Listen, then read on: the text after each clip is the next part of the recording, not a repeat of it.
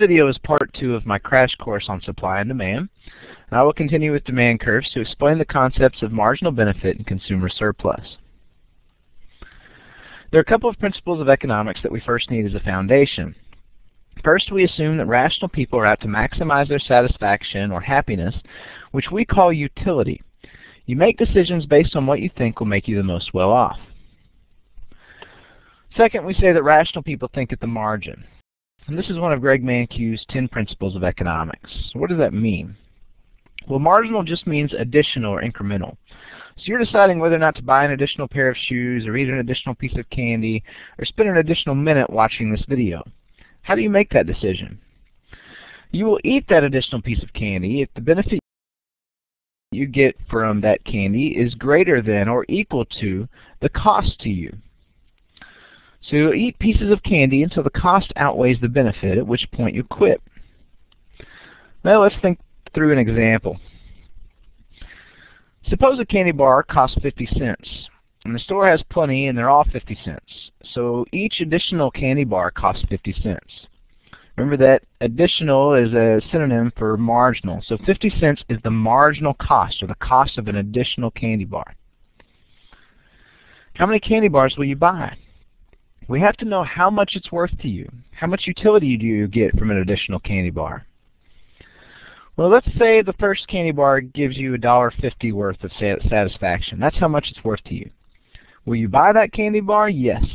The benefit is $1.50 and the cost is only 50 cents, so you would buy it and come out ahead by $1. Now suppose you go ahead and eat the first bar and consider buying a second.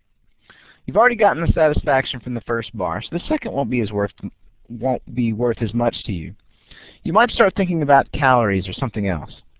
But if it's worth $1 to you, you'll still buy it because the dollar benefit outweighs the 50-cent cost. What about the third bar? It gives you 50 cents worth of satisfaction, which is much less than the first candy bar and less than the second. This is what we call the law of diminishing marginal returns. The more candy bars you consume, the less an additional candy bar is going to be worth to you.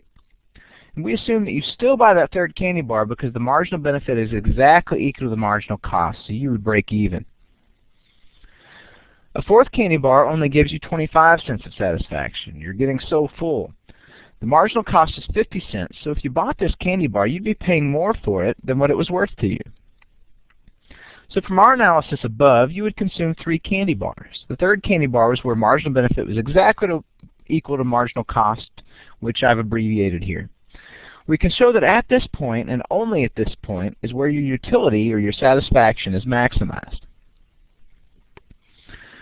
Now I've drawn a demand curve of our example, and here you can see a line at 50 cents, and that represents the price or marginal cost.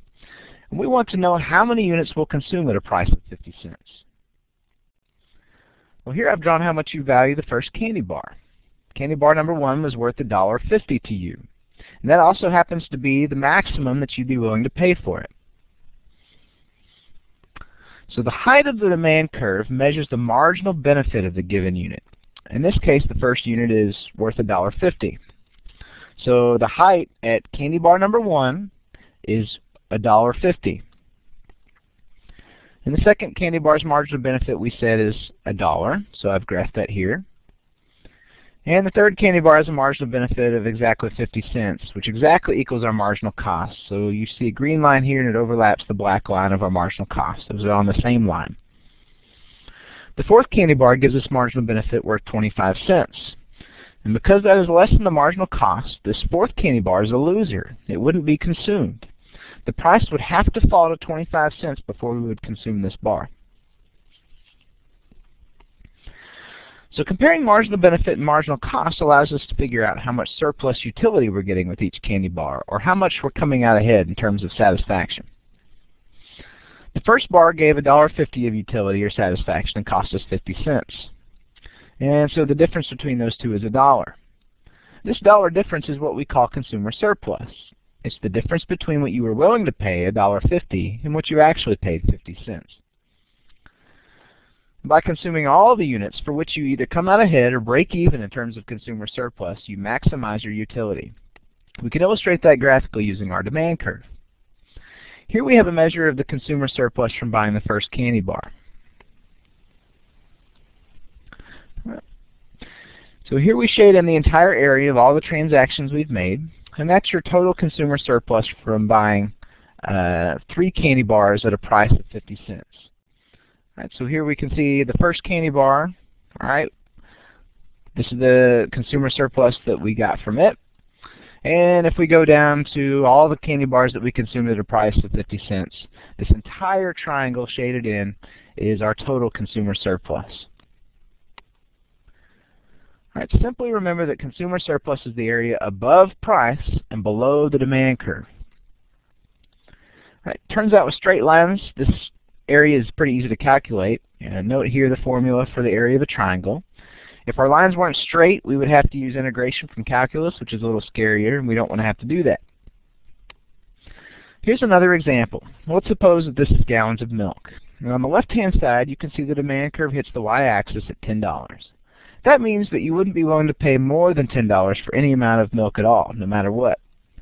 It turns out that to calculate consumer surplus at a given price, you don't need to know marginal benefit of each and every unit. You only need to know marginal benefit of a couple of units.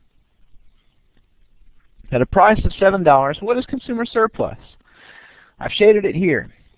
The area above price and below the demand curve at a price of $7 is the consumer surplus. And here's the calculation worked out. The base is 3 and the height is 3, so our consumer surplus at this point is $4.50. And so at a price of $7, we would buy 3 gallons of milk and have consumer surplus of $4.50. If the price falls to $5, what happens? We now buy 5 gallons and we add this green trapezoid.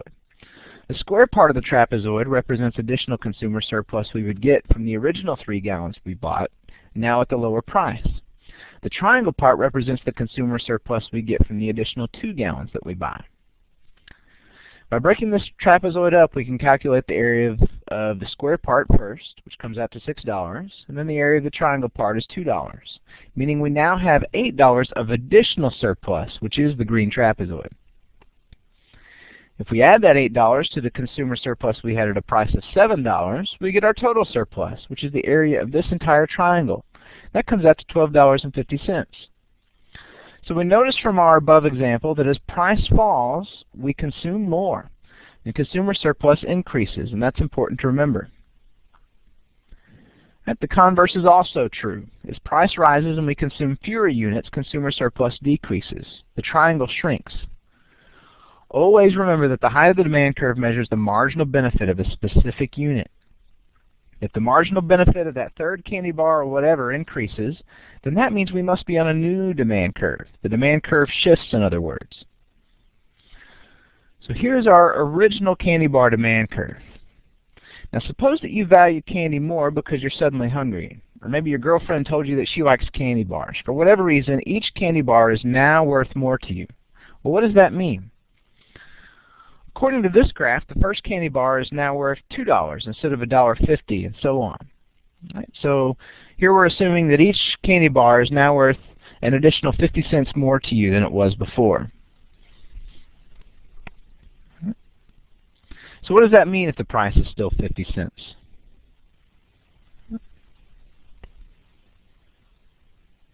Well, it means that we will consume 4 candy bars. So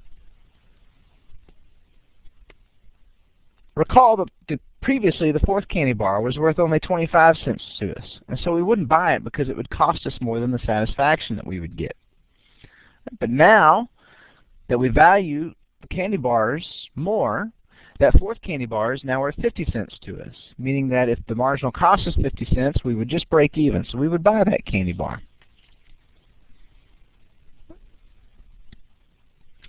You will recall our lesson from part 1 about the shifting of demand curves. A shift of the demand curve means that we buy more at each and every price. And that's the same case in our example here. Something, maybe a change in taste and preferences, causes us to value candy bars more. So now that we buy more at any given price. These are all very important points to remember. The height of the demand curve measures marginal benefit of a given unit. And if that benefit increases, then that shifts us to a new demand curve. And as demand shifts rightward, we buy more candy bars at a given price, all else constant. This causes our consumer surplus triangle to grow, right, or our consumer surplus to increase. Thanks very much for watching. I hope this was a helpful review. Welcome any comments and feedback you may have.